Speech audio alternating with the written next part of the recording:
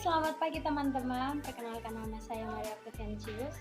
Saya biasa dipanggil Mei, saya dari Prodi Ilmu Komunikasi, NIM 210305001.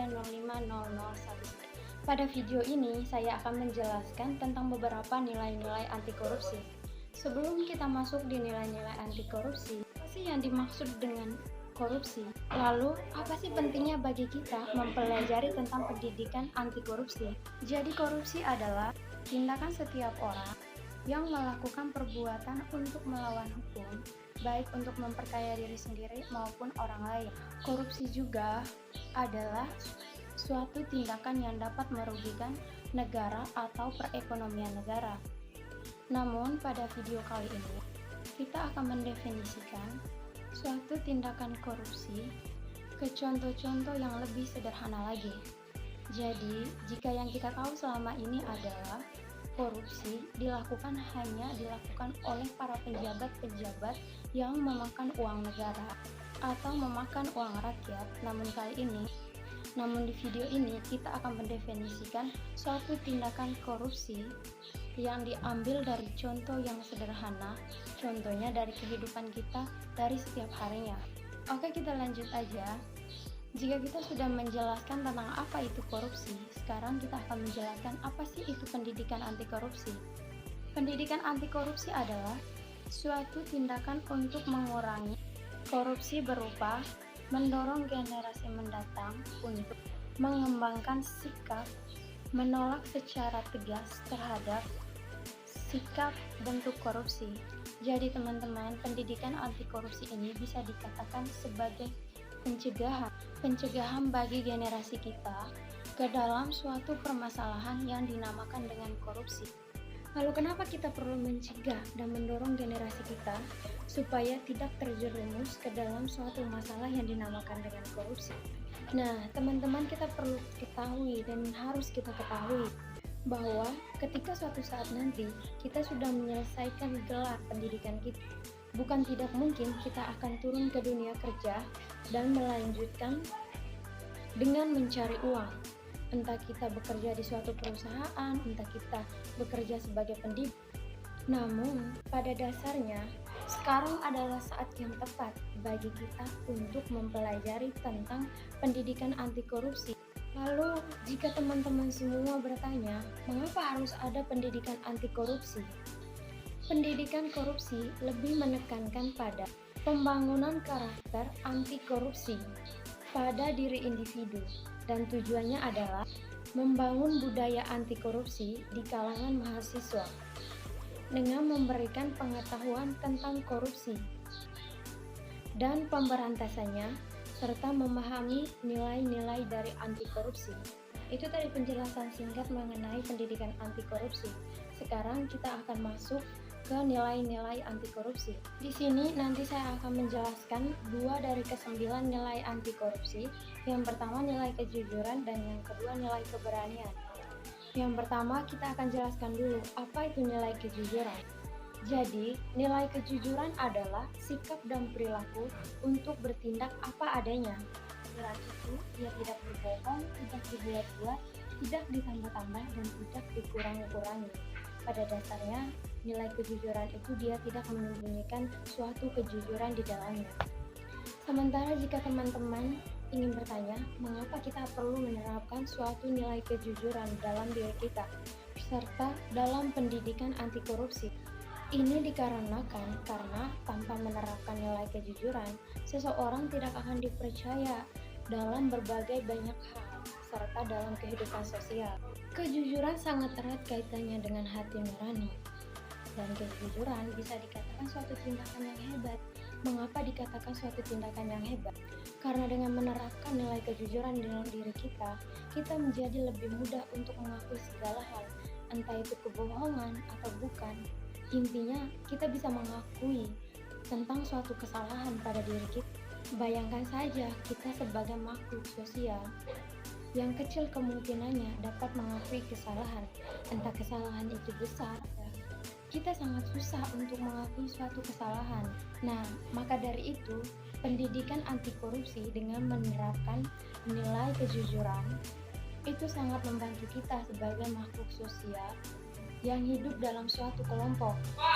Seperti yang saya jelaskan di awal-awal materi saya, bahwa saya akan mendefinisikan contoh-contoh pendidikan anti korupsi ke hal-hal yang lebih sederhana. Misalkan, ada seorang anak yang baru saja menyelesaikan pendidikannya dari SMA dan sangat ingin melanjutkan pendidikannya lebih tinggi lagi, yaitu ke suatu universitas yang dia inginkan. Namun di sini dia mengalami krisis ekonomi. Di sisi lain juga ibunya sering sakit-sakitan setelah dia menyelesaikan pendidikannya dari bangku SMA. Sementara ayahnya sudah meninggal beberapa tahun yang lalu. Suatu ketika dia mengajak kedua adik laki-lakinya berjalan di pinggir pantai selama beberapa jam, dan ketika menuju ke arah pulang, tiba-tiba mereka menemukan sebuah dompet yang berisikan uang dan identitas dari pemilik dompet tersebut. Lalu kedua adiknya menganggap bahwa itu adalah rezeki. Uangnya bisa dipakai untuk berobat ibu mereka dan sebagainya lagi untuk kuliah dari kakak mereka. Namun ternyata di luar dari dugaan adiknya, bahwa dompet itu bukanlah rezeki dari Tuhan beserta dengan isi-isinya. Dia pun berkata kepada adiknya bahwa mereka tidak pantas menggunakan uang yang bukan milik mereka. Lalu dia pun berpikir dalam hati bahwa dia bisa mengembalikan dompet tersebut kepada pemiliknya. Apalagi dalam dompet tersebut memiliki kartu identitas beserta nomor dari pemilik dompet tersebut. Setelah berbicara beberapa menit dengan kedua adiknya, mereka pun pulang. Sampai di rumah, dia langsung menuju ke tempat nongkrongan teman-temannya untuk meminjamkan sebuah HP. Lalu dia menelpon pemilik dompet tersebut. Lalu mereka berjanjian untuk ketemu di suatu tempat untuk mengembalikan dompet itu. Tak lupa, pada saat dia ingin mengembalikan dompet, dia mengajak kedua adiknya lagi. Sampai di sana, dia langsung mengembalikan dompetnya. Dan pemilik dompet tersebut mengucapkan terima kasih berlimpah-limpah karena telah menemukan dompetnya. Lalu kedua adiknya pun berpikir bahwa mereka akan dikasih upah karena telah menemukan dompetnya. Setelah itu mereka langsung mengalangkahkan kaki untuk pulang. Setelah beberapa langkah, lalu orang tersebut pun memanggil mereka untuk berbalik dan menanyakan mengapa mereka sampai bisa menemukan dompetnya. Lalu anak tersebut berbalik arah dan menceritakan semuanya, mengapa dia bisa menemukan dompet tersebut, dan menceritakan tentang ibunya yang kesakitan, serta menceritakan tentang dirinya sendiri yang tidak bisa melanjutkan kuliah di suatu universitas yang dia inginkan. Di akhir cerita, orang tersebut pun merasa bangga dan terharu kepada anak tersebut, karena dalam situasi seperti itu masih berperilaku jujur dan tidak mengambil sedikit pun uang dari dompet tersebut. Setelah ceritanya berakhir, orang tersebut mengeluarkan sejumlah uang untuk dikasih kepada anak tersebut. Dianggap bahwa uang tersebut adalah sebagai uang berterima kasihnya kepada dia. Terus uang tersebut bisa digunakan untuk berobat dari ibunya.